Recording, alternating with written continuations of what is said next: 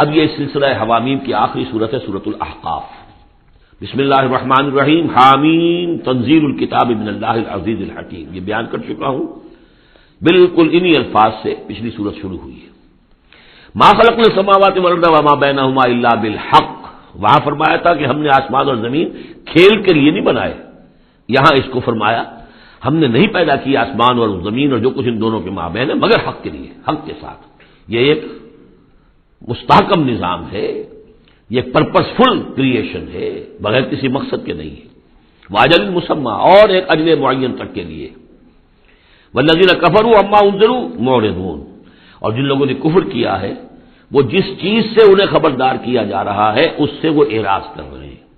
یہاں بھی دیکھیے تقدیم و تاخیر ہے، والذین کفروا معرضون عما انذروا، اصل ترتیب جملے کی یہ بنتی ہے، لیکن جیسا کہ میں نے شروع میں عرض کیا تھا جبکہ میں لیکچر دیے تھے تعارف قرآن پر، کہ قرآن مجید کے اندر ایک ردم ہے، یہ جو ایک معروف شاعری ہے، شاعری تو نہیں ہے قرآن، شعر نہیں ہے، لیکن جسے بلینک ورس کہا جاتا ہے، غالباً اس کا دنیا میں اگر رواج ہوا ہے تو قرآن کی وجہ سے ہوا ہے۔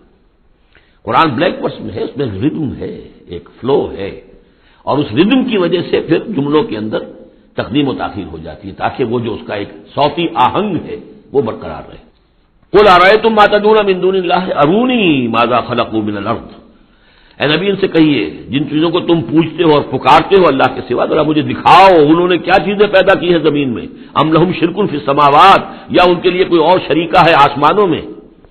ایتونی بکتاب من قبل ھذا، لاؤ میرے پاس کوئی کتاب جو اس سے پہلے نازل ہوئی ہو، او وصارت من علم، اور یا پھر کوئی روایت چلی آ رہی ہو علم کی بنیاد پر، دلیل کی بنیاد پر، منطق کی بنیاد پر، ان کنتم صادقین، اگر تم سچے ہو۔ ومن اضل ممن يدعو من دون اللہ من لا يستجیب له الى یوم القیامہ، اور اس سے بڑھ کر ظالم کون ہوگا جو اللہ کے سوا پکار رہے ایسی چیزوں کو جو ان کی پکار سنتے ہی نہیں، قبول ہی نہیں کر سکتے قیامت کے دن تک۔ وَهُمْ عَنْ دُعَائِهِمْ غَافِلُونَ، وہ سنیں گے کیا، وہ تو ان کی دعا سے غافل ہے، انہیں پتہ ہی نہیں کہ وہ دعا مانگ رہے ہیں۔ فرض کیجئے کہ کوئی کسی بڑے ولی اللہ کو پکار رہا ہے کہ میری مدد کے لیے آ جائیے، وہ اللہ کا بندہ کہاں ہے، علیین میں، اعلیٰ علیین میں ہے، کہاں ہے، اسے پتہ بھی نہیں کہ کوئی بے وقوف مجھے پکار رہا ہے اللہ کے نام بجائے اللہ کو پکارنے کے، کوئی فرشتے کو پکار رہا ہو۔ وَإِذَا حُشِرَ النَّاسُ كَانُوا لَهُمْ أَعْدَاءً وَكَانُوا بِعِبَادَتِهِمْ كَافِرِينَ۔ صدق اللہ العظیم۔ ذکر ہو رہا تھا اس سورہ مبارکہ کی پچھلی آیات میں کہ ان سے بڑھ کر زیادہ گمراہ کون ہوگا جو اللہ کے سوا ایسی ہستیوں کو پکار رہے ہیں جو نہ ان کی دعا سنتے ہیں نہ دعاؤں کو قبول کر سکتے ہیں قیامت تک، بلکہ وہ ان کی دعاؤں سے غافل ہیں، انہیں معلوم ہی نہیں ہے۔ وَإِذَا حُشِرَ النَّاسُ، جب لوگوں کو جمع کیا جائے گا، كَانُوا لَهُمْ أَعْدَاءً، وہ ان کے دشمن بن جائیں گے کہ تم نے ہمیں شرمسار کیا، ہماری شرمندگی کا تم سبب بن گئے، تم نے ہمیں اللہ کا مد مقابل بنا دیا۔ جیسے کہ حضور صلی اللہ علیہ وسلم نے ایک صحابی کو ٹوک دیا، وہ اپنے کسی گفتگو کے انداز میں، اور ظاہر بات ہے کہ ان کی نیت تو وہ نہیں تھی کہ حضور کو اللہ کے برابر کر دیں، لیکن الفاظ ایسے ان کی زبان سے نکلے، ما شاء اللہ و ما شئت، جو اللہ چاہے اور آپ چاہیں، اسی پر ٹوک دیا حضور نے، اجعلتنی للہ ندًا، کیا تم نے مجھے اللہ کا مد مقابل بنا دیا ہے؟ مشیت صرف اللہ کی ہے۔ تو یہ اولیاء اللہ، یہ فرشتے، یہ پیغمبر، اگر انہیں آپ نے اللہ کے برابر بنا دیا، ان کو پکار رہے ہیں، ان سے دعائیں کر رہے ہیں، تو یہ تو گویا کہ ان کے لیے شرمندگی کی بات ہوگی اللہ کے سامنے، تو وہ دشمن بنیں گے۔ وَإِذَا حُشِرَ النَّاسُ كَانُوا لَهُمْ أَعْدَاءً وَكَانُوا بِعِبَادَتِهِمْ كَافِرِينَ، اور وہ تو ان کی عبادت کا انکار کریں گے۔ وَإِذَا تُتْلَىٰ عَلَيْهِمْ آيَاتُنَا بَيِّنَاتٍ، اور جب انہیں سنائی جاتی ہیں پڑھ کر ہماری آیات بینات، قَالَ الَّذِينَ كَفَرُوا لِلْحَقِّ لَمَّا جَاءَهُمْ، تو یہ کافر کہتے ہیں اس حق کے بارے میں جو ان کے پاس آیا ہے، ھذا سحر مبین، یہ تو کھلا جادو ہے۔ ام یقولون افتراہ، کیا خیال ہے کہ اسے گھڑ لیا ہے، یعنی محمد صلی اللہ علیہ وسلم نے یہ قرآن خود تصنیف کیا ہے۔ قل ان افتریتہ فلا تملکون لی من اللہ شیئا، اے نبی ان سے کہہ دیجئے کہ اگر میں نے یہ گھڑ کر اللہ کی طرف منسوب کیا ہوتا تو تم مجھے اللہ کے پکڑ سے کچھ بھی نہیں بچا سکتے۔ یہ مضمون آئے گا آخری پارے میں، لو تقول علینا بعض الاقاویل، بلکہ 29ویں پارے میں، لاخذناہ بالیمین ثم لقطعنا منہ الوتین، کہ اگر بالفرض خدا نہ خواستہ اگر محمد صلی اللہ علیہ وسلم کوئی چیز گھڑ کر ہماری طرف منسوب کر دے تو ہم ان کا داہنا ہاتھ پکڑیں گے اور پھر ان کی رگے جان کو کاٹ دیں گے۔ ظاہر بات ہے کہ یہ صرف اس میں جو غصہ ہے وہ ان لوگوں پر ہے جو کہہ رہے تھے۔ هو عالم بما تفیضون فیہ، اللہ تعالیٰ خوب جانتا ہے جن چیزوں میں تم لگے ہوئے، جو کچھ تم کہہ رہے ہو، جو تمہارا ظاہری قول ہے اس کو بھی جانتا ہے، اور جو تمہارے دل میں چھپا ہوا اسے بھی جانتا ہے۔ کفا بہ شہیدا بینی و بینکم، اور وہ کافی ہے بطور گواہ میرے اور تمہارے مابین، وہ جانتا ہے کہ میں اس کا رسول ہوں، اس نے میرے پاس وحی بھیجی ہے۔ وہو الغفور الرحیم، اور وہ بخشنے والا ہے، رحم فرمانے والا۔ قل ما کنت بدعا من الرسل، اے نبی ان سے یہ بھی کہیے کہ میں کوئی نیا نویلا رسول تو نہیں ہوں، کوئی پہلا رسول ہی تو نہیں ہوں میں کہ مجھ سے پہلے کوئی رسول آئے نہ ہوں۔ بہت سے رسول آئے ہیں، ہاں میں آخری رسول ضرور ہوں، لیکن میں کوئی نیا سا رسول تو نہیں ہوں کہ کوئی ایک نئی بات ہو بالکل۔ بدعت، اسی سے وہ بدعت کا لفظ بنا ہے ہمارے ہاں، جو چیز دین میں نہیں ہے اور لا کر اس کو آغاز کر دیا جائے تو در حقیقت وہ بدعت ہے۔ تو ما کنت بدعا من الرسول، جیسے کہ ہم سورہ آل عمران میں پڑھ آئے ہیں، وما محمد الا رسول قد خلت من قبلہ الرسل۔ اسی طریقہ سے عیسیٰ ابن مریم کے بارے میں آیا ہے علیہ الصلوۃ والسلام کہ عیسیٰ ابن مریم کیا ہے؟ رسول، اور ان سے پہلے بہت سے رسول گزرے ہیں۔ قل ما كنت بدعا من الرسل وما ادري ما يفعل بي ولا بكم، اور مجھے کچھ معلوم نہیں ہے کہ کیا کیا جائے گا میرے ساتھ اور کیا کیا جائے گا تمہارے ساتھ۔ یعنی اس سے مراد یہ نہ سمجھیے کہ حضور کو یہ معلوم نہیں تھا کہ آخرت میں میرے ساتھ کیا کیا جائے گا، وللآخرۃ خیر وابقیٰ، حضور کے لیے تو یقیناً آخرت جو بہت بہتر ہے، لیکن یہ کہ ابھی کیا ہونے والا ہے، کل کیا ہونے والا ہے۔ ظاہر بات ہے کہ طائف آپ گئے تھے تو بڑی امیدیں لے کر گئے تھے نا، لیکن یہ کہ وہاں جا کر جو صورتحال ہوئی گویا کہ وہ حضور کی توقعات کے بالکل خلاف تھی۔ آپ کو تو امید تھی کہ کوئی نہ کوئی بڑا جو وہاں کا سرداروں میں سے کوئی نہ کوئی اگر مان لے گا میری بات کو تو میں پھر اپنا، کیونکہ مکے میں تو اب ابو طالب کا انتقال ہو گیا اور وہی دنیاوی اعتبار سے میرے لیے پروٹیکشن کا ذریعہ تھے، لہذا اب کوئی اگر بڑا رئیس اور بڑا کوئی سردار جو ہے طائف کا وہ ایمان لے آئے تو میں اپنا یہ مرکز وہاں شفٹ کر دوں، لیکن یہ کہ وہاں وہ بات پوری نہیں ہو سکی۔ تو ما ادری ما یفعل بی ولا بکم، مجھے یہ معلوم نہیں ہے کہ کیا کیا جائے گا میرے ساتھ، کیا ہوگا اور کیا ہوگا تمہارے ساتھ۔ ان اتبع الا ما یوحی الی، میں تو بس پیروی کر رہا ہوں اس کی جو میری طرف وحی کی جا رہی ہے۔ وما انا الا نذیر مبین، اور میں نہیں ہوں مگر کھلا خبردار کر دینے والا، بس میری حیثیت تو یہ ہے۔ قل ارأیتم ان کان من عند اللہ وکفرتم بہ، اے نبی ان سے کہیے کہ ذرا غور کرو، سوچ لو، اگر ان کان من عند اللہ، جو چیز اللہ کی طرف سے آئی ہے یہ ہے واقعتاً اللہ کی طرف سے، وکفرتم بہ، اور تم نے اس کا کفر کیا، اس کا نتیجہ کیا نکلے گا؟ یعنی یہ کہ تم سوچو، امکان تو ہے نا، تم کہہ رہے ہو کہ میں نے گھڑ لی ہے، چلیے،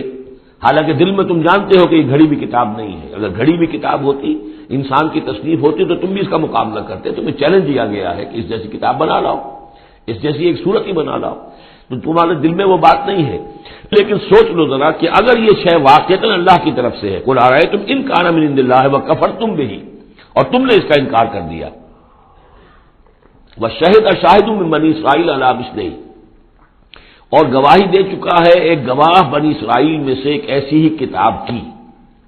اصل میں اس میں کافی تفسیر کے اندر اقوال میں اختلاف ہے کہ اس سے مراد جو ہے عام مومنین اہل کتاب ہیں یا حضرت موسیٰ علیہ السلام، اس لیے کہ کتاب استثناء میں جو پیشن گوئی ہے اس میں یہ الفاظ ہیں کہ اے موسیٰ میں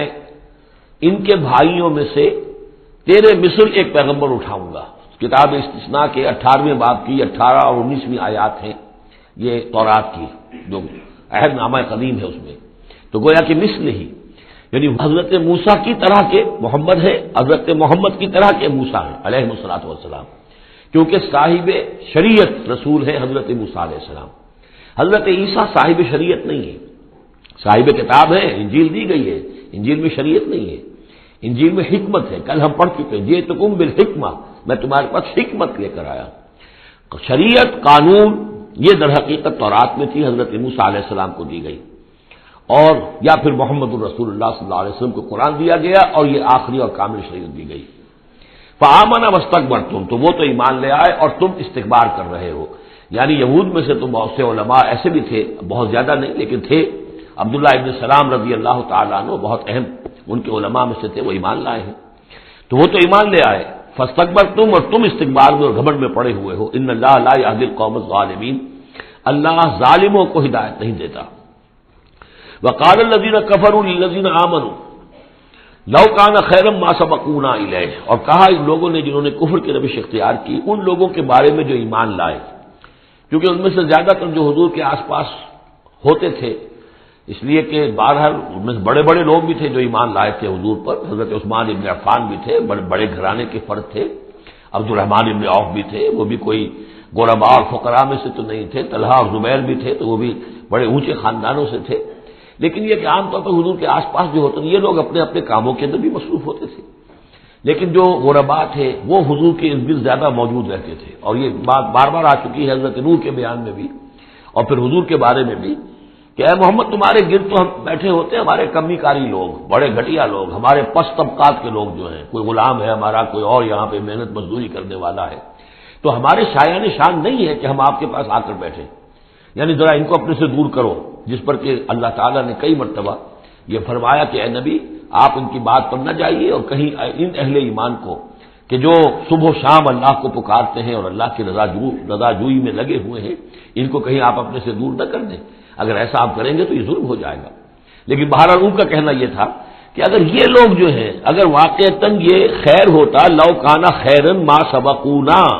اگر یہ واقعتاً خیر ہوتا قرآن اور یہ دین، تو یہ لوگ جو ہے یہ اس پر سبقت نہ کرتے ہم سے، بڑے ہم ہیں، سمجھدار ہم ہیں، دانشور ہم ہیں،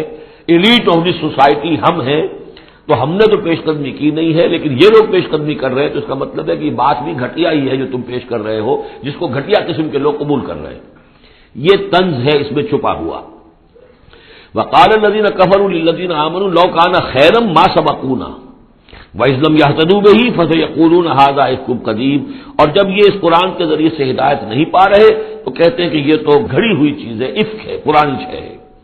وَمِن قَبْلِهِ كِتَابُ مُوسَىٰ إِمَامًا وَرَحْمَةً، حالانکہ اس سے پہلے موسیٰ کی کتاب موجود تھی اور اب بھی ہے، امامًا ورحمہ، وہ بھی رہنمائی کرنے والی ہے اور رحمت ہے۔ وَهَٰذَا كِتَابٌ مُصَدِّقٌ لِسَانًا عَرَبِيًّا، اور یہ کتاب نازل ہوئی ہے اس کی تصدیق کرتے ہوئے، یعنی تصدیق دونوں معنی میں، ایک تو کہ قرآن تصدیق کرتا ہے کہ تورات اللہ کی کتاب تھی، اللہ کی کتاب ہے، اگرچہ اس میں تحریف کر دی گئی ہے لیکن بہرحال اللہ کی کتاب تھی۔ انا انزلنا التوراۃ فیہا ھدی ونور، ہم نے تورات نازل کی تھی، اس میں ہدایت بھی تھی، نور بھی تھا۔ پھر انجیل کے بارے میں فیہا ھدی ونور، قرآن دونوں کی تصدیق کرتا ہے۔ دوسری یہ کہ تورات میں اور انجیل میں جو پیشین گوئیاں تھیں ان کا مصداق بن کر قرآن آیا ہے، تو قرآن مصدق ہے، لسانً عربیًا، اور بڑی ہی عمدہ فصیح اور بلیغ عربی زبان میں ہے، لینذر الذین، تاکہ خبردار کر دیں ان لوگوں کو ظلموا، جنہوں نے کہ کفر کی روش اختیار کی، خبردار کر دینے کی ذمہ داری ہے، اور اسی لیے یہ جو آسان زبان میں ہم نے اس کو اتارا ہے تاکہ ہر شخص تک یہ بات پہنچ جائے۔ وبشریٰ للمحسنین، اور جو ایمان اور اسلام اور احسان کی روش اختیار کریں ان کے لیے یہ بشارت بن جائے۔ ان الذین قالوا ربنا اللہ ثم استقاموا فلا خوف علیہم ولا هم يحزنون، یقیناً وہ لوگ، یہ وہی الفاظ آ گئے جو سورہ حمیم سجدہ میں آئے تھے، جنہوں نے کہا ہمارا رب اللہ ہے پھر اس پر جم گئے، اور میں نے عرض کیا تھا وہ پھر دوبارہ عرض کر رہا ہوں کہ استقامت میں قیامت مضمر ہے، جنہوں نے کہا ہمارا رب اللہ ہے پھر اس پر جم گئے، یعنی پھر راضی برضائے رب رہنا، اسی پر توکل کرنا، اسی کی رضا جوئی کو اپنی زندگی کا مقصد بنانا، پھر اس کی اطاعت کرنا، اس کے احکام کی پابندی کرنا، اور اس کے جملہ جو بھی اس نے ذمہ داریاں عائد کی ان کو پورا کرنے کے لیے تن من دھن لگا دینا، یہ سب استقامت میں شامل ہے۔ استقامت کے معنی کیا ہے؟ جیسے کہ میں نے آپ کو بتایا تھا کہ حضور سے ایک صاحب نے یہ پوچھا، بلکہ کہا، فرمائش کی کہ مجھے تو کوئی ایک بات ایسی بتا دیجئے جس سے میں پلے باندھ لوں، میں زیادہ لمبی چوڑی باتیں نہیں سمجھ سکتا۔ حضور نے فرمایا قل آمنت باللہ ثم استقم، کہو کہ میں ایمان لایا اللہ پر پھر جم جاؤ، ٹھک جائے تمہارا دل اس کے اوپر کہ واقعتاً پالن ہار وہی ہے، پروردگار وہی ہے، حاجت روا وہی ہے، مشکل کشا وہی ہے، اور وہ ہماری دعاؤں کا سننے والا وہی ہے۔ پھر یہ کہ اسی کے لیے انسان ہمتاً اپنے آپ کو وقف کر دے، ان صلاتی و نسکی و محیای و مماتی للہ رب العالمین۔ ان الذین قالوا ربنا اللہ ثم استقاموا فلا خوف علیہم ولا هم يحزنون، یہ استقامت والے جو ہیں تو اولیاء اللہ ہو گئے نا، پھر جیسے کہ ہم نے سورہ یونس میں پڑھا تھا، الا ان اولیاء اللہ لا خوف علیہم ولا هم يحزنون الذین آمنوا وكانوا يتقون، جو ایمان لائے اور اس پر مستقیم ہو گئے، قائم ہو گئے، جازم ہو گئے، اور وہی تو اللہ کے ولی ہیں، وہی اللہ کے دوست ہیں، ان کے لیے نہ کوئی خوف ہے نہ وہ کسی حزن سے دوچار ہوں گے۔ اولئک اصحاب الجنت خالدین فیہا، وہ جنت والے لوگ ہیں، اس میں رہیں گے ہمیشہ ہمیشہ، جزاء بما کانوا یعملون، اور یہ جزا ہوگا ان کے اعمال کا۔ یہ بات کئی دفعہ میں نے واضح کی ہے کہ بندے کو یہ سمجھنا چاہیے، اور یہی بندے کہیں گے جنت میں داخل ہونے کے بعد بھی کہیں گے اللہ کے نیک بندے کہ ہماری یہ طاقت نہیں تھی، صلاحیت نہیں تھی کہ ہم اپنے بل پر اور اپنے اعمال کے بل پر یہاں جنت میں داخل ہو سکتے۔ یہ اللہ کا فضل ہے۔ الحمدللہ الذی ہدانا لہذا وما کنا لنہتدی لولا ان ہدانا اللہ، کل شکر اس اللہ کا جس نے ہمیں یہاں داخل کیا اور ہمیں پہنچا دیا یہاں تک ہماری رہنمائی فرما دی، اور ہم ہرگز ہدایت نہ پا سکتے اگر اللہ ہی ہمیں ہدایت نہ دیتا۔ لیکن اللہ تعالیٰ بار بار کہتا ہے کہ ٹھیک ہے، لیکن یہ کہ تمہارے اعمال تھے، تم نے بھی محنت کی تھی، تم نے فیصلہ کیا تھا، اما شاکرم و اما کفورا، جو ہم نے تمہیں اختیار دے دیا تھا، تم نے ہمارے شکر گزار بندے بن کر زندگی گزارنے کا فیصلہ کیا، ہم نے قدر افزائی فرمائی، ہم نے تمہیں توفیق دی، ہم نے تمہارے راستے کی رکاوٹوں کو جو ہے آسان کر دیا، لیکن یہ کہ بہرحال تمہارا عمل اس میں شامل ہے۔ جزاء بما کانوا یعملون، یہ در حقیقت بدلہ ہوگا ان کے اعمال کا۔ ووصینا الانسان بوالدیہ حسنا، اور ہم نے وصیت کی انسان کو، تاکید کی انسان کو اس کے والدین کے بارے میں احسانا، کہ اس کے ساتھ احسان کی روش، نیک سلوک، خدمت۔ اور اس میں بھی خاص طور پر والدہ کا معاملہ جو ہے یہ سورہ بنی اسرائیل میں بھی ہے اور یہاں بھی ہے۔ وہاں بھی آیا تھا ووصینا الانسان بوالدیہ حملتہ امہ وہنا علی وہن وفصالہ فی عامین، تو والدین میں جو ہے والدہ کا حق فائق ہے والد کے حق پر، ویسے دونوں کے ساتھ حسن سلوک ہو، دونوں کا ادب ہو۔ وَإِمَّا يَبْلُغَنَّ عِندَكَ الْكِبَرَ أَحَدُهُمَا أَوْ كِلَاهُمَا فَلَا تَقُل لَّهُمَا أُفٍّ وَلَا تَنْهَرْهُمَا وَقُل لَّهُمَا قَوْلًا كَرِيمًا، یہ ہم پڑھ چکے ہیں۔ لیکن یہاں بھی اور وہاں بھی خاص طور پر والدہ کا، اس لیے کہ مشقت جو ہے پیدائش میں ساری کی ساری مشقت جو ہے ماں کی ہے، باپ کا کیا حصہ ہے؟ وہ تو ایک کوئی اس کی لذت کا لمحہ ہوتا ہے، وہ اس کے اندر اس نے وہ بوند ٹپکائی اور فارغ۔ اب وہ ساری مصیبت کون جھیل رہی ہے؟ وہ عورت جھیل رہی ہے، ماں جھیل رہی ہے۔ سارا پریگننسی کا دور جو ہے اس میں ابتدائی دور جو ہے اس میں اسے جی بتلا رہا ہے، الٹیاں آ رہی ہیں، چیزوں سے نفرت ہو رہی ہے، پھر جب بوجھل ہو گئی ہے، جسم بوجھل ہو گیا ہے، بوجھ اٹھائے ہوئے ہے، پھر وضع حمل کی مشقتیں ہیں، وہ درد ذہ ہے، پھر اس کو دودھ پلانا ہے 2 سال تک، اس کے جو اس کو گند ہے اس کو صاف کرنا ہے، پوتڑے دھونے ہیں، یہ سارے کام کون کر رہا ہے؟ ماں کر رہی ہے۔ باپ کا تو اس میں حصہ ڈائریکٹ نہیں انڈائریکٹ ہے کہ بہرحال وہ کمائی کرتا ہے، پرووائڈ کرتا ہے، یہ بات دوسری ہے، لیکن جو مشقت ماں کی ہے۔ اسی لیے حدیث میں آتا ہے کہ ایک صحابی نے حضور سے سوال کیا کہ میرے حسن سلوک کا سب سے اولین مستحق کون ہے؟ آپ نے فرمایا تمہاری والدہ۔ انہوں نے پوچھا پھر ان کے بعد کون؟ فرمایا پھر تمہاری والدہ۔ تیسری مرتبہ پھر کون؟ حضور پھر والدہ تمہاری۔ چوتھی مرتبہ جب اس نے پوچھا ان کے بعد کون، تو آپ نے فرمایا تمہارے والد۔ یعنی والدہ کا حق جو ہے وہ والد کے حق پر، یہ ہے اخلاقی حق۔ قانونی حق والد کا زیادہ ہے، اگر سیپریشن ہو جائے گی تو اولاد والد کی ہے، قانونی حق اس کا زیادہ ہے، لیکن اخلاقی حق، خدمت کا حق اور جنت جس کے پاؤں تلے ہے وہ باپ نہیں ماں ہے۔ جنت جو ہے وہ تو فکر متلے تحت اقدام الامہات، اس حوالے سے اخلاقی مقام جو ہے وہ عورت کا زیادہ ہے، ماں کا زیادہ ہے۔ فرمایا حملتہ امہ کرہا ووضعتہ کرہا، اس کی ماں نے اسے اٹھائے رکھا اپنے پیٹ میں تکلیف جھیل کر، اور پھر اس کو وضع حمل ہوا، اس کو جنا تکلیف کے ساتھ، وحملہ وفصالہ 30 شہرا، اور اس کا یہ حمل اور پھر دودھ پلانا یہ لگ بھگ جو ہے 30 مہینے ہوتے ہیں۔ حتی اذا بلغ اشدہ، یہاں تک کہ جب وہ اپنی پوری قوت کو پہنچتا ہے، بلوغت کو پہنچتا ہے، اور یہاں سے بلوغت سے مراد جو ہے وہ نفسیاتی بلوغت ہے، ذہنی اور نفسیاتی بلوغت۔ ایک جسمانی بلوغت ہوتی ہے، وہ تو 16 17 18 اس سال کے اندر آدمی جو ہے وہ پورا بالغ ہوتا ہے، لیکن جسمانی بلوغت نہیں، یہاں جو ہے 40 برس کا ذکر آ رہا ہے۔ حتی اذا بلغ اشدہ وبلغ 40 سنۃ، جب وہ 40 برس کا ہو جاتا ہے۔ سائیکولوجیکل میچورٹی جو ہے انسان کی وہ 40 برس کی ہے، یہی وجہ ہے کہ 40 برس ہی کی عمر میں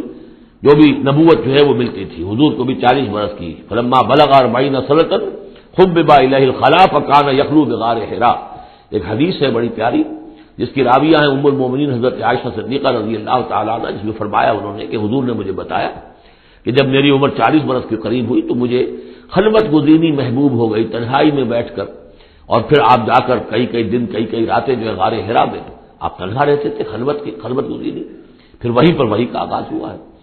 تو 40 برس کی عمر، اگرچہ استثناءات ہیں، حضرت یحییٰ کے بارے میں ہم پڑھ چکے ہیں سورہ مریم میں، آتیناہ الحکم صبیہ، بچپن ہی میں اللہ نے انہیں حکمت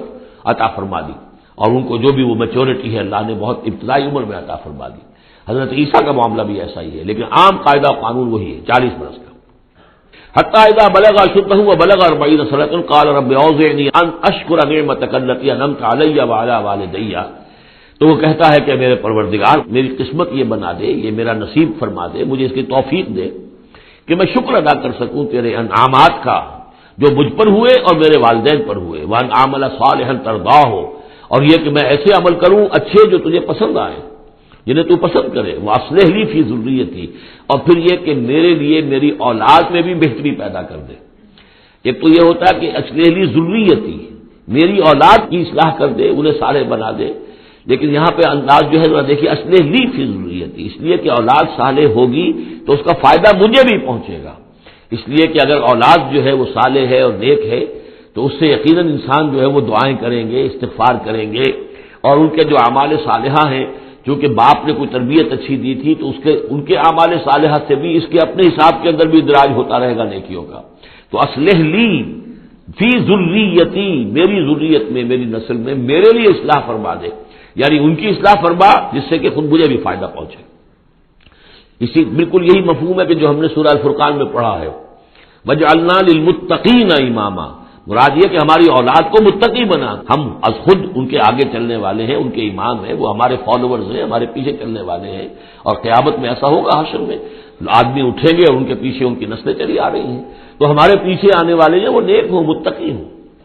واصلح لی فی ذریتی انی تبت الیک، میں تیری جناب میں توبہ کرتا ہوں، رجوع کرتا ہوں، وانی من المسلمین، اور یقیناً میں تیرے فرما برداروں میں سے ہوں۔ اولئک الذین نتقبل عنہم احسن ما عملوا، یہ وہ لوگ ہیں جن سے ہم ان کے بہترین اعمال قبول فرمائیں گے، ونتجاوز عن سیئاتہم، اور اگر کوئی خطائیں ہوں گی، کوئی چیز ان کے اندر کمزوری کا پہلو بھی ہوگا، ہم اس سے درگزر فرمائیں گے۔ فی اصحاب الجنہ، اور پھر یہ اصحاب الجنہ میں ہوں گے، جنت والوں میں شامل ہو جائیں گے۔ وعد الصدق الذی کانوا یوعدون، یہ سچا وعدہ ہے جس کا کہ ان سے وعدہ کیا جاتا تھا۔ اب اس کے برعکس سے کردار ہے، یہ تو یہ کہ ایک صالح بیٹا ہے، اور وہ جب اپنی پوری میچورٹی کو پہنچا ہے اور بلوغ کو پہنچا ہے نفسیاتی اور ذہنی اعتبار سے، تو اس کا طرز عمل تو یہ ہے جو آگے رب اوزعنی ان اشکر نعمتک التی انعمت علی وعلی والدی وان اعمل صالحا ترضاہ واصلح لی فی ذریتی۔ ایک دوسرا برعکس کردار ہے، والذی قال لوالدیہ اف لکما اتعداننی ان اخرج وقد خلت القرون من قبلی، اور وہ شخص جو اپنے والدین سے کہتا ہے، والدین مسلمان ہیں لیکن بیٹا آوارہ ہو گیا ہے یا ذہنی طور پر گمراہ ہو گیا ہے، وہ نہ آخرت کو مان رہا ہے نہ اللہ کو مان رہا ہے، کسی اور رخ پہ جا رہا ہے، تو وہ اپنے والدین سے کہتا ہے اف لکما، میں بڑا بیزار ہوں آپ سے، یہ کیا آپ لوگوں نے ڈھکوسلے تراش رکھے ہیں، یہ کیا آخرت واخرت کی آپ مجھے دھمکی دیتے رہتے ہیں۔ اتعداننی، کیا آپ مجھے اس بات سے ڈراتے ہیں، وعدہ دیتے ہیں، دھمکاتے ہیں، ان اخرجا، کہ مجھے نکالا جائے گا، دوبارہ زندہ کیا جائے گا، وقد خلت القرون من قبلی، مجھ سے پہلے نہ معلوم کتنی نسلیں بیت چکی ہیں، ہزارہا لوگ نسل بعد نسل ختم ہو چکے ہیں، تو میں تو ان باتوں کو ماننے والا نہیں ہوں، یہ آپ کے ڈھکوسلے ہیں، یہ پرانی باتیں ہیں، دقیانوسی باتیں ہیں۔ وہما یستغیثان اللہ ویلک آمن، اور وہ دونوں ماں باپ جو ہے بیچارے وہ نیک، وہ دعائی دے رہے ہیں اللہ کی کہ اللہ کے بندے، ویلک، تباہی ہو تیری، خرابی ہو تیری، آمن، ایمان لا، مان ان باتوں کو، ان وعد اللہ حق، یقیناً اللہ کا وعدہ سچا ہے۔ فیقول ما ھذا الا اساطیر الاولین، وہ کہتا ہے نہیں نہیں نہیں، میں نہیں مانتا، نہیں یہ تو نقلیں ہیں، پرانی کہانیاں ہیں جو پچھلوں سے نقل ہوتی چلی آ رہی ہیں۔ اولئک الذین حق علیہم القول، یہ وہ لوگ ہیں جن پر اللہ کی بات سچی ہو گئی، یعنی مستحق ہو گئے اللہ کے کلمہ عذاب کے، فی امم قد خلت من قبلہم، اور انہی قوموں کے اندر وہ بھی پھر شامل کر دیے جائیں گے جو ان سے پہلے گزر چکی ہیں، من الجن والانس، جنات میں سے بھی اور انسانوں میں سے بھی، انہم کانوا خاسرین، یقیناً وہی لوگ ہیں سارے والے برباد ہونے والے۔ وَلِكُلٍّ دَرَجَاتٌ مِّمَّا عَمِلُوا، اور سب کے لیے درجے اور مقامات معین ہوں گے ان کے اعمال کے اعتبار سے۔ وَلِيُوَفِّيَهُمْ أَعْمَالَهُمْ وَهُمْ لَا يُظْلَمُونَ، پورا پورا ان کو دے دے گا ان کے اعمال کا بدلہ، اور ان پر کوئی ظلم نہیں ہوگا، کوئی حق تلفی نہیں ہوگی۔ وَيَوْمَ يُعْرَضُ الَّذِينَ كَفَرُوا عَلَى النَّارِ، اور جس دن کے یہ کافر پیش کیے جائیں گے آگ پر، اور اس وقت ان سے کہا جائے گا اذهبتم طیباتکم فی حیاتکم الدنیا واستمتعتم بها، دیکھو بھائی تم نے اپنے جو مزے لینے تھے، لوٹنے تھے، عیش کرنے تھے، وہ تم دنیا کی زندگی میں کر چکے ہو، تم نے وہاں حرام خوریاں کی، حلال اور حرام کی تمیز کو ختم کیا، تم نے وہاں عیش کیے، اذهبتم طیباتکم، اپنی مزے کی چیزیں جو ہے وہ تم لے چکے، لے جا چکے، فی حیاتکم الدنیا، تم اپنی دنیا کی زندگی میں، واستمتعتم بہا، اور اس سے تم نے بہت فائدہ اٹھا لیا. فالیوم تجزون عذاب الہون بما کنتم تستکبرون فی الارض بغیر الحق، تو آج اب تمہیں بہت ہی اہانت آمیز عذاب دیا جائے گا، ذلت کا عذاب، بس سبب اس تکبر کے جو تم کرتے رہے ہوئے زمین میں ناحق، وبما کنتم تفسقون، اور جو تم نے وہاں پر نافرمانیاں کی ہیں اور ہمارے احکام کو توڑا ہے. وذکر اخا عاد، اور ذرا تذکرہ کیجئے اخا عاد، عاد قوم عاد کے بھائی کا، یعنی حضرت ہود علیہ الصلوۃ والسلام. اذ انذر قومه بالاحقاف، جبکہ انہوں نے اپنی قوم کو خبردار کیا احقاف میں. یہ احقاف کا علاقہ تھا بالکل جنوبی ساحل جو ہے جزیرہ نما عرب کا، اس کے ساتھ، اور اب وہاں پر بہت ہی سخت قسم کا، وہ بدترین قسم کا صحرا ہے احقاف. وقد خلت النذر من بین یدیہ ومن خلفہ، ان سے پہلے بھی، ان کے سامنے بھی اور بہت سے خبردار کرنے والے آئے تھے. یہ میں نے عرض کیا تھا کہ انبیاء متعدد آ کر پھر آخری کو رسول آتا تھا کہ جو پھر آخری اتمام حجت کرتا تھا.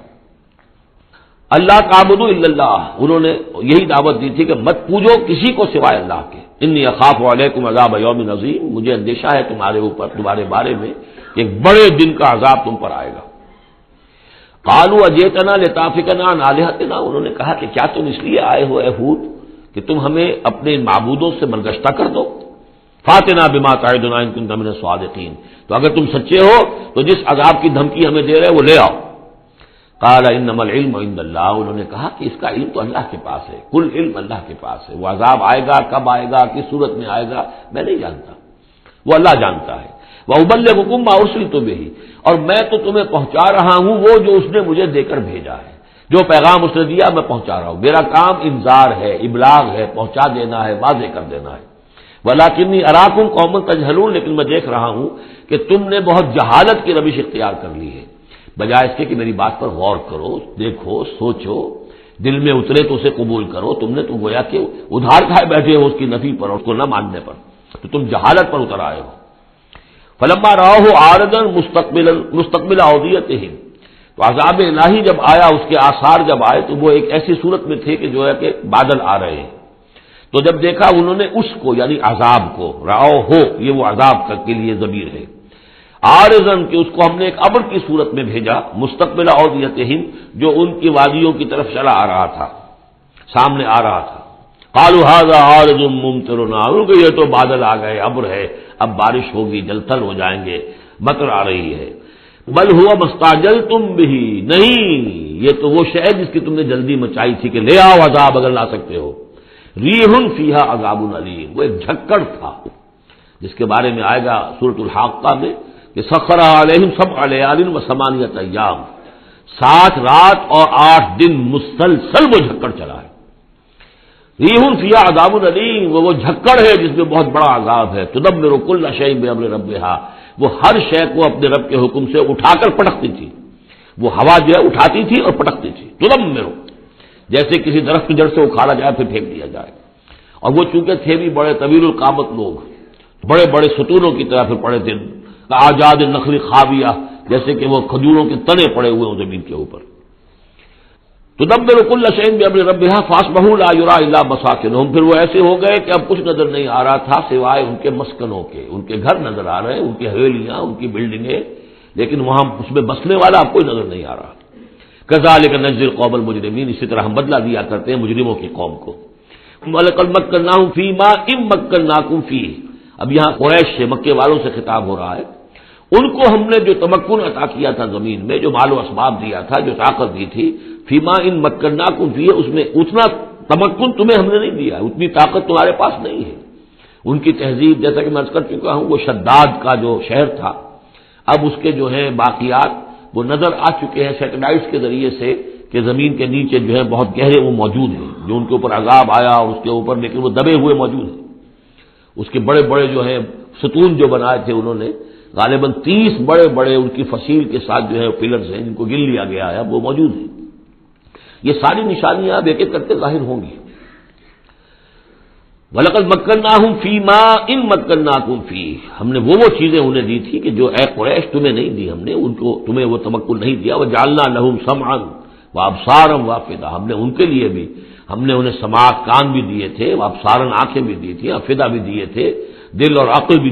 دی تھی. فما اغنا عنہم سمعہم ولا ابصارہم ولا افئدتہم من شیء، تو کچھ کام نہیں آئے ان کے،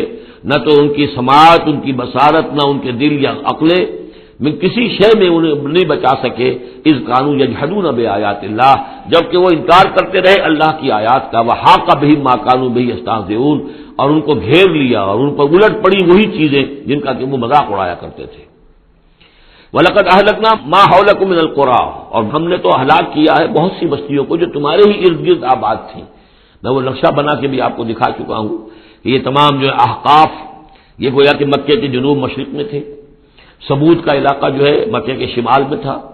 اسی شمال کے رخ پر جو ہے پھر وہ مدین کا علاقہ، اور پھر یہ کہ ادھر ڈیڈ سی کے ساتھ ساحل پر، اس کے بھی اب حال ہی میں خبر آئی ہے کہ اس کے بھی جو کھنڈرات وغیرہ ہیں وہ ڈیڈ سی جو ہے بحیرہ مردار، اس کے اندر پانی کے نیچے وہ موجود ہیں. ابھی ان کی تلاش ہو گئی ہے، نکل آئے ہیں، مطلب یہ کہ ان معلوم ہو گئے ہیں، انکشاف ہو گیا ہے. تو فرمایا وَلَقَدْ أَهْلَكْنَا مَا حَوْلَكُم مِّنَ الْقُرَىٰ، ہم نے بہت سی بستیوں کو، شہروں کو ہلاک کیا جو تمہارے ارد گرد ہی تھی.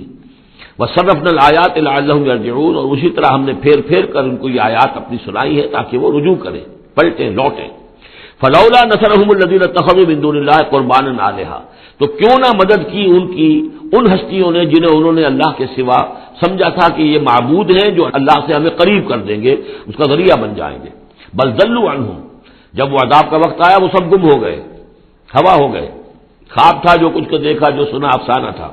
وذالک افکہم، یہ تو اصل میں ان کی من گھڑت باتیں تھیں، ان میں حقیقت تو تھی ہی نہیں. وما کانوا یفترون، اور جو کچھ بھی افطرا وہ کر رہے تھے وہ تھا.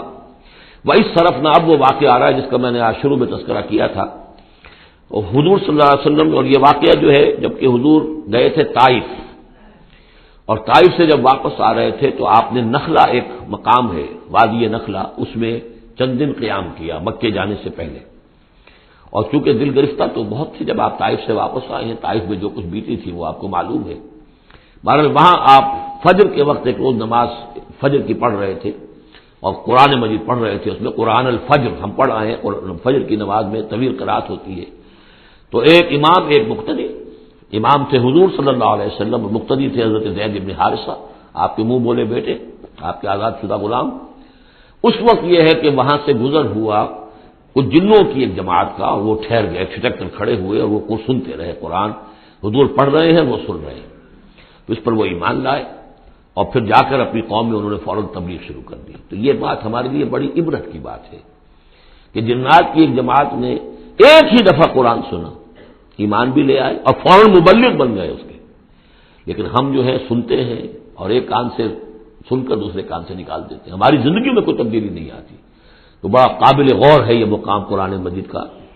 وَإِذْ صَرَفْنَا إِلَيْكَ نَفَرًا مِنَ الْجِنِّ، اور جب کہ ہم نے آپ کی طرف متوجہ کر دیا اے نبی جنوں کی ایک جماعت کو، یستمعون القرآن، کہ وہ قرآن سننے لگے. فلما حضروہ، جب وہاں وہ پہنچے، قالوا انصتوا، انہوں نے کہا چپ ہو جاؤ، خاموش ہو، سنو، توجہ سے سنو. اب دیکھیے جو بات قرآن مجید میں آئی ہے، وَإِذَا قُرِئَ الْقُرْآنُ فَاسْتَمِعُوا لَهُ وَأَنصِتُوا، معلوم ہوتا ہے کہ یہ وہ ان جنات میں سے تھے کہ جو طبعاً نیک تھے، شریف تھے، اس اعتبار سے ان کے اندر وہ جو مادہ تھا وہ موجود تھا. بلکہ آگے چل کر معلوم ہوگا کہ وہ حضرت موسیٰ علیہ السلام کے ماننے والے تھے. ان پر گویا کہ وہ اہل کتاب جنات تھے. تو انہوں نے جب سنا تو بڑی توجہ کے ساتھ جو ہے وہ سننے لگے، اور کہا خاموش ہو جاؤ، سنو توجہ سے. فلما قضی، تو جب وہ آپ کی قرات ختم ہو گئی، وَلَّوْا إِلَىٰ قَوْمِهِمْ مُنذِرِينَ، تو فوراً اپنی قوم کی طرف پلٹے انہیں خبردار کرنے کے لیے. اور کیا کہا انہوں نے؟ قالوا یا قومنا انا سمعنا کتابا انزل من بعد موسیٰ، معلوم ہوا موسیٰ کے ماننے والے تھے. اے ہماری قوم کے لوگوں، ہم نے سنا ہے، ہم نے کتاب سنی ہے جو نازل ہوئی ہے اب موسیٰ کے بعد. کتاب جو نازل ہوئی ہے موسیٰ کے بعد وہ قرآن ہی ہے. اگرچہ ہم مانن کہہ دیتے ہیں عرفاً، وہ انجیل کو بھی کتاب، لیکن کتاب کا لفظ میں نے بارہا آپ کو بتایا ہے کہ شریعت کے لیے آتا ہے. کتاب قوانین کے لیے آتا ہے. کتب علیکم کتب علیکم کتب علیکم، نماز بھی ہے کتابا موقوتا، عدت کے لیے آیا حتیٰ یبلغ الکتاب اجلہ. تو شریعت کے احکام کے لیے جو ہے وہ اصل میں یہ لفظ خاص ہے. تو تورات کیونکہ شریعت کی حامل تھی، اور قرآن پھر شریعت دوسری جو آئی ہے موسیٰ کی شریعت کے بعد، وہ شریعت محمد ہے صلی اللہ علیہ وسلم. ورنہ ظاہر بات ہے کہ ان کے علم میں ہوگا کہ حضرت عیسیٰ بھی آئے اور وہ ایک کتاب تو لائے، لیکن یہ کہ اس میں شریعت نہیں. قالوا یا قومنا انا سمعنا کتابا انزل من بعد موسیٰ مصدقا لما بین یدیہ، اور یہ تصدیق کرتے ہوئے آئی ہے اس کی جو اس کے سامنے موجود ہے، یعنی تورات، یہدی الی الحق، اور یہ رہنمائی کر رہی ہے حق کی طرف، وإلی طریق مستقیم، اور ایسے راستے کی طرف جو بالکل سیدھا ہے، صراط مستقیم، صراط بھی راستہ، طریق بھی راستہ، سبیل بھی راستہ، سوا سبیل سیدھا راستہ، صراط مستقیم سیدھا راستہ، طریق مستقیم۔ یا قومنا اجیبوا داعی اللہ، اے ہماری قوم کے لوگوں، اللہ کی طرف پکارنے والے کی پکار پر لبیک کہو، مانو، ایمان لاؤ، وآمنوا بہ یغفر لکم من ذنوبکم، تو ان پر ایمان لاؤ تاکہ اللہ تعالیٰ جو ہے تمہارے گناہوں کو بخش دے، ویجرکم من عذاب علیم، اور تمہیں بچا دے عذاب علیم سے، دردناک عذاب سے۔ ومن لا یجب داعی اللہ فلیس بموجد فی الارض، اور جو نہیں لبیک کہتا اللہ کی طرف پکارنے والے کی پکار پر، تو وہ پھر فلیس بموجد، وہ اللہ تعالیٰ کو ہرا نہیں سکے گا، شکست نہیں دے سکے گا زمین میں، ولیس لہ من دونہ اولیاء، اور نہیں ہوں گے اس کے لیے کوئی ایسے اس کے رفیق اور اس کے پشت پناہ اور مددگار جو اسے اللہ کی پکڑ سے بچا سکے۔ اولئک فی ضلال مبین، یہ لوگ تو گویا کہ کھلی گمراہی کے اندر ہوں گے۔ اب یہ بات جو ہے جیسا کہ میں نے اس کے قابل غور ہے ہمارے لیے۔ اب ظاہر بات ہے کہ داعی جب تک نبوت کا سلسلہ جاری تھا وہ اللہ کے نبی ہوتے تھے، اب حضور کے بعد اب داعی جو ہوں گے وہ امت میں سے ہوں گے، کوئی اٹھے گا اللہ کا بندہ، پھر دین کی دعوت دے گا، پھر قرآن کی طرف بلائے گا، پھر لوگوں سے کہے گا کہ آؤ چلو اس راستے پر چلو، اللہ کے دین کا راستہ یہ ہے، اقامت دین کی جد و جہد میں لگو، اس کے لیے اپنے تن بندھن لگاؤ، ان صلاتی و نسکی و محیایا و مماتی للہ رب العالمین۔ اب نبی تو کوئی نہیں آئے گا سوائے ان کے جو دجال ہیں، جھوٹے نبی ہیں جنہوں نے دعوے کیے ہیں، وہ تو چھوڑ دیجیے ان کو، لیکن نبی نہیں آنے والا، نبوت کا دروازہ بند ہو چکا، لیکن دعوت اللہ کا دروازہ بند نہیں ہوا ہے، اس کا سلسلہ بند نہیں ہوا، بلکہ اب تو اس امت کے ذمے بحیثیت مجموعی وہ ذمہ داری لگا دی گئی۔ وَكَذَلِكَ جَعَلْنَاكُمْ أُمَّةً وَسَطًا لِتَكُونُوا شُهَدَاءَ عَلَى النَّاسِ وَيَكُونَ الرَّسُولُ عَلَيْكُمْ شَهِيدًا، تمہارے ذمے ہے۔ كُنتُمْ خَيْرَ أُمَّةٍ أُخْرِجَتْ لِلنَّاسِ تَأْمُرُونَ بِالْمَعْرُوفِ وَتَنْهَوْنَ عَنِ الْمُنكَرِ وَتُؤْمِنُونَ بِاللَّهِ اولم يروا ان اللہ الذي خلق السماوات والارض ولم يعي بخلقهن، کیا انہوں نے دیکھا نہیں، غور نہیں کیا، وہ اللہ جس نے آسمانوں اور زمین کی تخلیق فرمائی اور وہ تھکا نہیں، ہارا نہیں اس سے، ان کی تخلیق سے، یعنی جیسے کہ سورہ قاف میں ہم پڑھیں گے افعینا بالخلق الاول، کیا ہم عاجز آ گئے ایک دفعہ بنانے کے بعد، ہماری ساری جو بھی کریٹو ایکٹیویٹی تھی اور کریٹو پوٹینشیل ہمارا ختم ہو گیا، ایگزاسٹ ہو گیا، ہم دوبارہ نہیں بنا سکتے تمہیں۔ تو لم یا بخلقہن، وہ عاجز نہیں آ گیا ان کی تخلیق سے، اب اس کی جو خلاقی کی قوت ہے وہ ختم نہیں ہو گئی ہے۔ بقادر علی ان یحیی الموتى، تو کیا وہ قادر نہیں ہوگا اس پر کہ مردوں کو زندہ کر دے؟ بلا، کیوں نہیں، انہ علی کل شیء قدیر، یقیناً وہ ہر چیز پر قادر ہے۔ ویوم یعرض الذین کفروا علی النار، اور جس روز کے پیش کیے جائیں گے یہ کافر آگ پر، الیس ھذا بالحق، اس وقت سوال کیا جائے گا یہ ہے حق، یہ حقیقت ہے یا نہیں؟ تم ڈھکوسلا کہتے تھے، تم کہتے تھے کہ ایسی ہمیں دھونس دی جا رہی ہے، کوئی جہنم وغیرہ نہیں، کوئی حساب کتاب نہیں، کوئی جزا و سزا نہیں، کوئی بات بادل موت نہیں، الیس ھذا بالحق، کیا یہ حقیقت نہیں ہے؟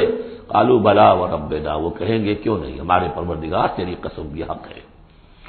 قال فذوقوا العذاب بما کنتم تکفرون، تو اللہ فرمائے گا اب چکھو اس عذاب کا مزہ اپنے اس کفر کی پاداش میں جو تم کرتے رہے ہو، فاصبر۔ اب آخری بات حضور سے، فاصبر کما صبر اولو العزم من الرسل، اے محمد صلی اللہ علیہ وسلم آپ بھی صبر کیجئے جیسے کہ ہمارے اولو العزم رسول آپ سے پہلے صبر کرتے رہے۔ یہ اولو العزم من الرسل عام طور پر خیال یہ کہ 5 ہیں، بعض حضرات 7 شمار کرتے ہیں، حضرت ہود حضرت صالح کو بھی شامل کرتے ہیں،